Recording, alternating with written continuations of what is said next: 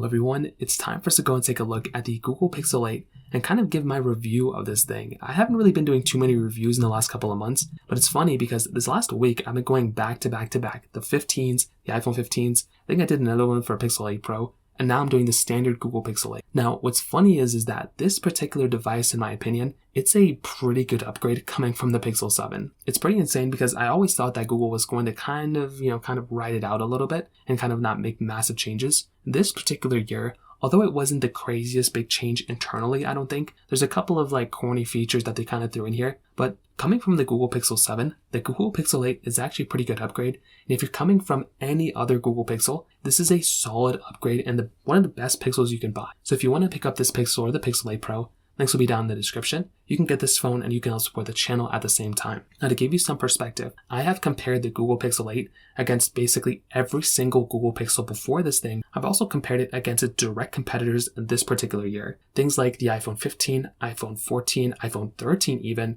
the Samsung Galaxy S23, the standard Pixels before. There's a lot of phones I've already compared this thing to. I've already done a battery comparison to. And the Google Pixel 8 did a pretty decent job at everything I threw at it. I still think there are lots of improvements that Google needs to do. And the first thing I want to hit on is that outside of this particular phone. I would say the design of this Pixel is one of my most favorite designs of all time. I feel like Google with the Pixel 6 and Pixel 7 had a unique design, but I wasn't that big of a fan of it. It wasn't really that comfortable to use in my hand. And I don't know, I felt like those super sharp, rectangular edges wasn't something I was super fond of. And I felt like at the time, Google could have done a little bit of a better job there. I feel like with the Google Pixel 8, now that they've rounded off the corners, I think that's a massive feature and a massive advantage that they have here. That doesn't necessarily mean that this is good for everybody, but I do think that outside of that design was a really cool thing that they did. So I am really happy and really excited that they decided to go down this direction. Reminds me a lot of the Pixel 5 days. So hopefully they end up keeping this type of design going forward. Now the front of this thing has that 6.2 inch, AMOLED or OLED display, and it is a very good panel. This is easily one of the best panels they've ever put on their phones, and I'm a big fan of it. Now it's not a perfect panel, so it's not amazing, but it is a really good panel. It's pretty crazy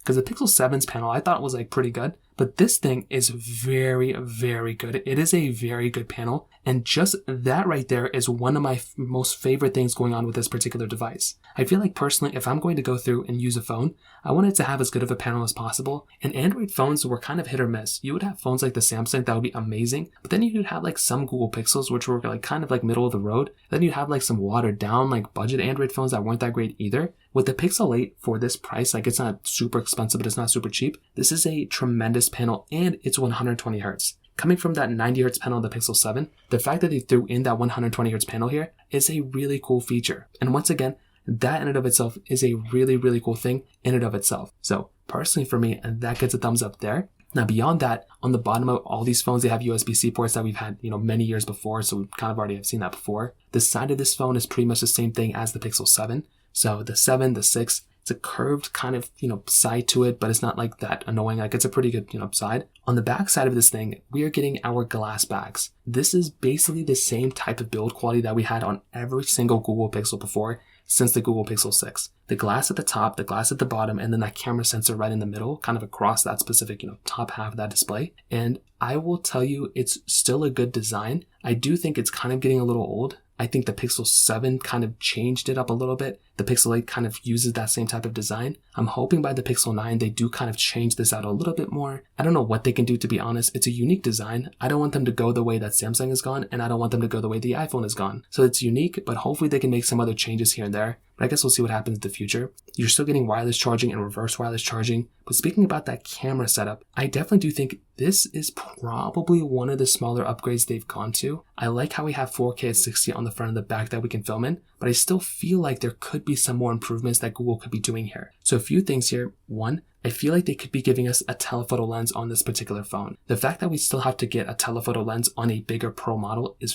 very, very strange. I just don't really understand that. I've seen a lot of phone manufacturers do the same exact thing. If you take a look at Samsung, circa around 2018 with the Samsung Galaxy S9, you had to go and upgrade to the S9 Plus in order to get that, to get the more sensors. Apple played it right they basically gave us all the sensors on the big models, on the Pro models. It's the size thing that kind of throws me off. I feel like Google could be doing a little bit of a better job here in giving us the exact same camera model that we have in the Pro models on the cheaper baseline models like these ones. They can give us a watered down camera on the A lineup, but that's another thing that kind of still throws me off. It's a good camera. It does not compete well against the iPhone 15 Pro. It doesn't even compete well against the iPhone 15, and it especially doesn't compete well against the Samsung Galaxy S23. And this is the main problem. The Google Pixels were known for their cameras for so many years, and still to this day, they still haven't really kind of like kept up or like they haven't like taken over the market like they have back around like 2017 with the Google Pixel 2 and the original Pixel 1 from 2016. So I feel like Google could be improving there. It's weird because this was the phone that was once known for its like amazing camera, and it's a good camera, but it's not the feature that you're going to buy this phone for. But speaking about one of the biggest improvements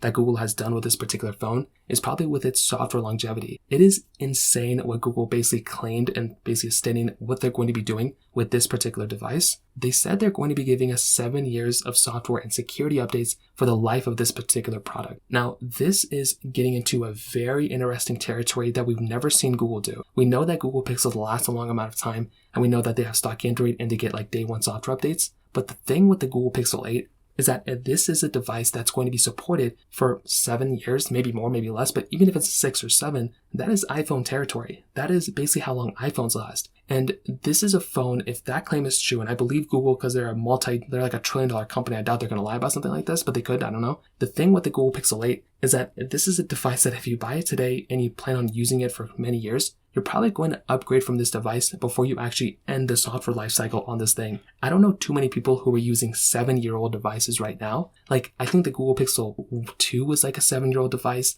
The Samsung Galaxy S9 is like a 7-year-old device. Like, these are those are like not even 7-year-old devices. I don't know anybody who's using a Pixel 1 or Pixel 2 or an S9 or S8. Those are very outdated devices. This is going to start changing the way people look at Google Pixels. And I do think if there's one particular phone that people are going to switch from an iPhone to like an Android, it's probably going to be a Google Pixel 8. I think Google's marketing is killing it right now with this, the Pixel 8 lineup. But I do think when it comes down to like iOS and stock Android, especially on Android 14, there's a lot of overlap. I think One UI is kind of a hard little software kind of to transfer over to. But I think stock Android is a very solid one when it comes down to it. So that right there is another very interesting thing as well. Now, on top of that, I would still say to kind of round things out, the build quality is still very good. The battery life is pretty solid. I'm getting like pretty decent battery life. Google claims like 24-hour plus. I mean, it's probably accurate. You're still getting reverse wireless charging with battery share. You're getting 8 gigabytes of RAM on this thing with its, Google Tensor G3 chipset, which I think is like a good performing chipset. It's definitely not perfect. I do think Snapdragon is still killing it, and it's a much better chipset inside of those ones, like in the Samsung phones. I don't know. I hope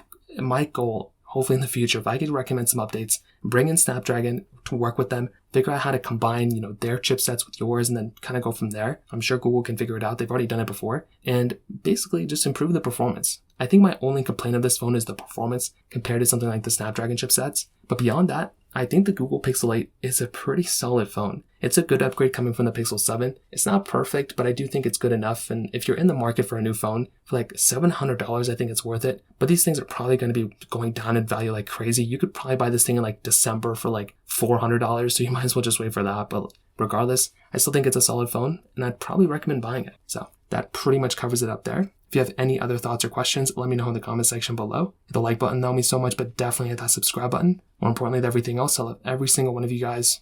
Hopefully I'll catch you guys in the next video. Peace out till then.